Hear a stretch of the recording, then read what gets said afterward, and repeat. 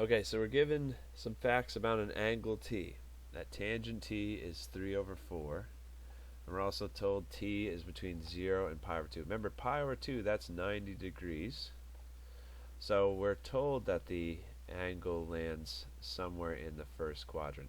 Now that helps us because that just tells us that sine, cosine, tangent, cosecant, secant, and cotangent are all positive. There's a little mnemonic device you can use. If you go counterclockwise, starting in the top right, all students take calculus. All of the trig functions are positive in the first quadrant. Just sine is positive. Sine and cosecant are positive here because cosecant is just the reciprocal.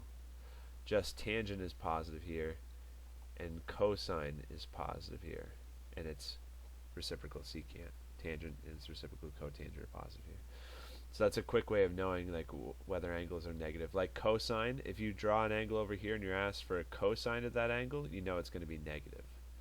Or if you draw an angle over here and you're asked to evaluate cotangent, well, since cosine is the only one that's positive here, cosine and secant I should say, then cotangent would be negative down in here. So that helps some students. Some students it just confuses them even more, but that's a quick way of knowing where angles are positive or negative. All students take calculus. Okay, so this one just tells us basically that our life is a little simpler. 0 is less than t is less than pi over 2. So it's in the first quadrant, so we know whatever we get for these answers, it's going to be positive. We don't have to worry about negatives. So we're told that tangent is 3 over 4. We can label a triangle. Make a triangle with the x-axis like we've done with previous problems in this section. And then tangent is 3 over 4. That means the opposite of this angle is 3, and the adjacent is 4. And now we could use tangent to help us find the exact, not the exact degrees, but an approximation of the degrees with the calculator. But look, none of these questions actually ask you for the angle measurement. They ask you for the sine ratio, the cosine of t, the secant of t. So we're just supposed to fill out the trig ratio. We can find out this missing side too, the hypotenuse, which we need for sine and cosine.